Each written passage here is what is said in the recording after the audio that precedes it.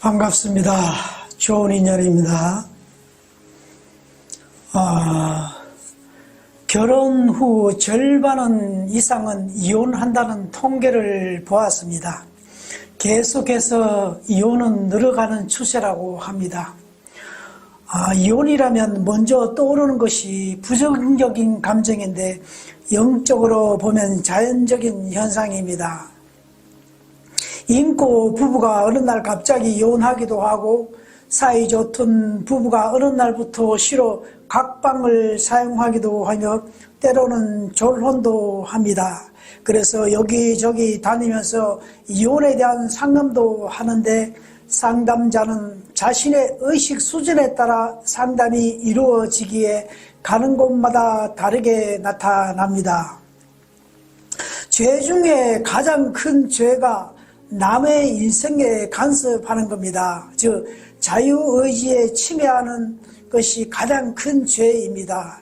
그래서 장명하는 것도 하나만 이름을 짓지 않고 몇 개를 지어 본인에게 선택권을 줍니다. 혹 그 이름을 통해 인생이 꼬이면 자신에게 업보가 따르기 때문입니다.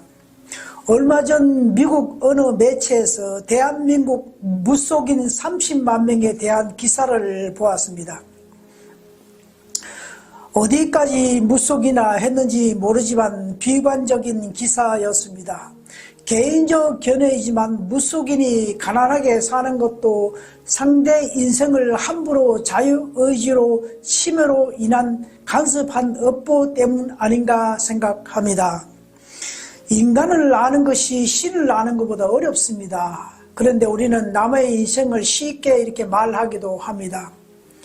우리나라 최고의 전생 리딩가 박진여님은 지금까지 2만 명 전생을 보면서 그 어느 한 사람도 우연히 일어나는 일은 없으며 모든 삶은 전생과 연결되어 현재 나타나고 있음을 알 수 있습니다.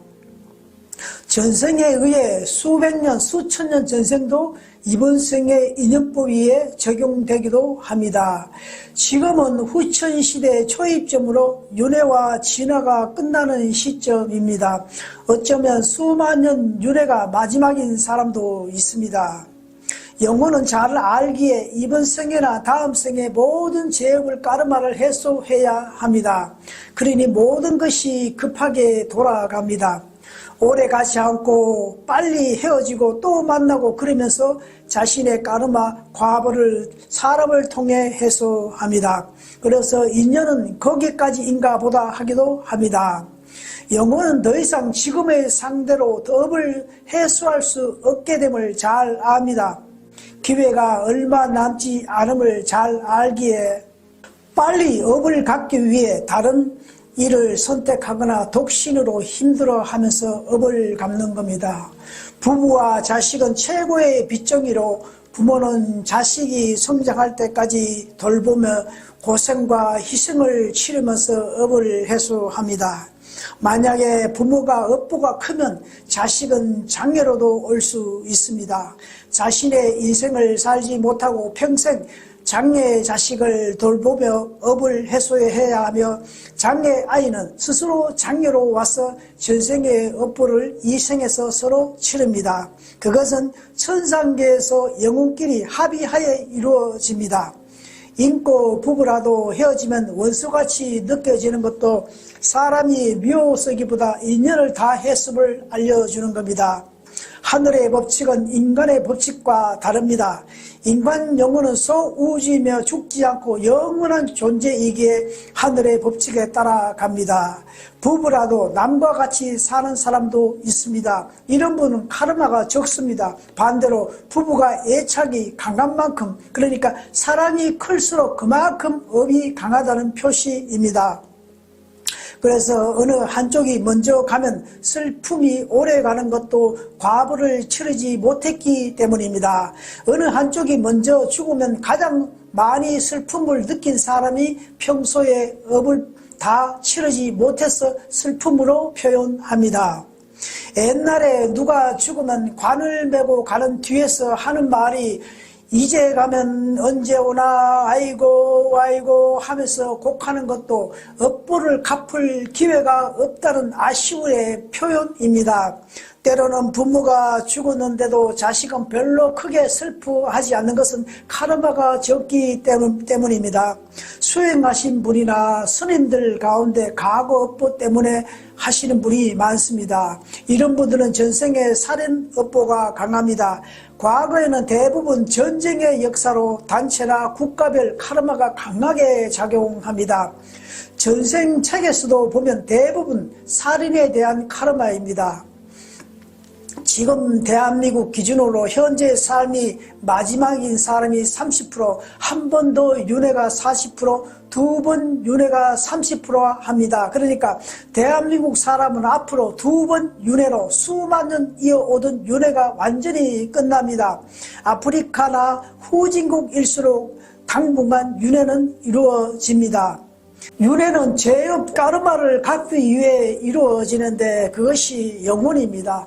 우주에서 온 영혼이 인간 몸에 있으면서 우주에서 지은 죄를 다 치렀기에 다시는 인간 몸에 오지 않고 원래 고향인 천상계에 갑니다. 그것이 우리가 말하는 천국을 말합니다.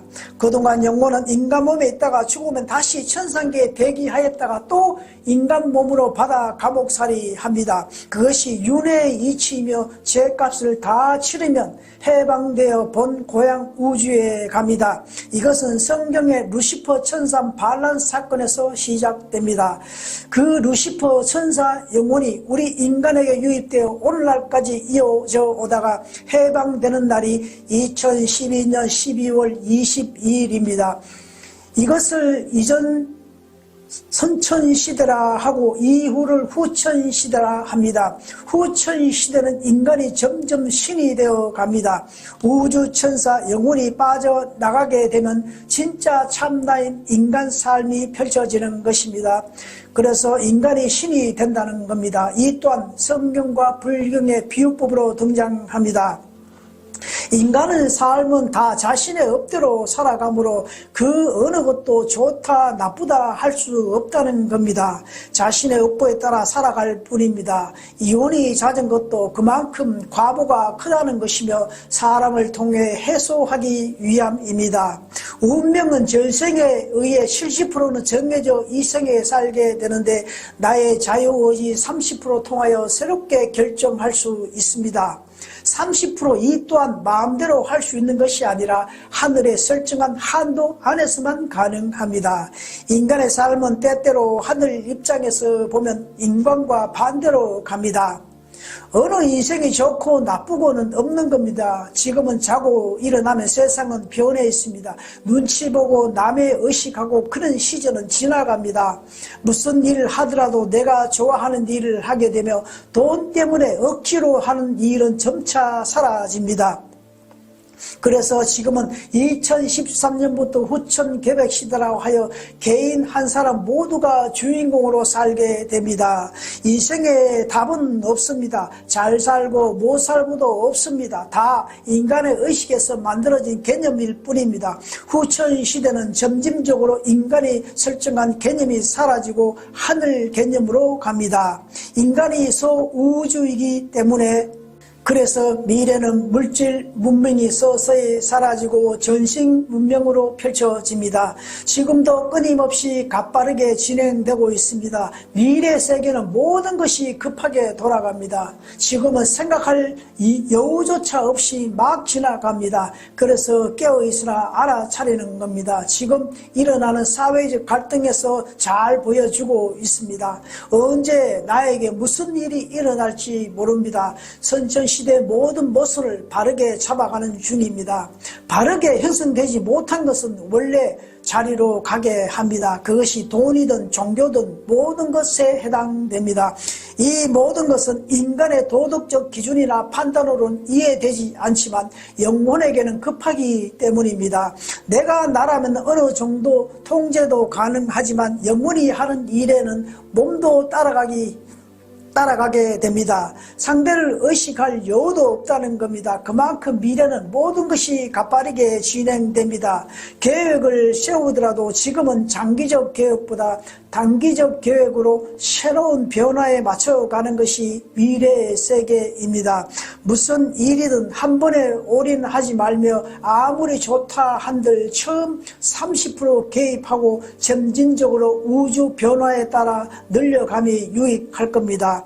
우주는 선천시대 마감과 함께 진화도 끝나면서 지금까지 형성된 물질 속에서 새로운 에너지가 발생됩니다. 인간도 우주 속에 속해 있으므로 그 영향을 받습니다.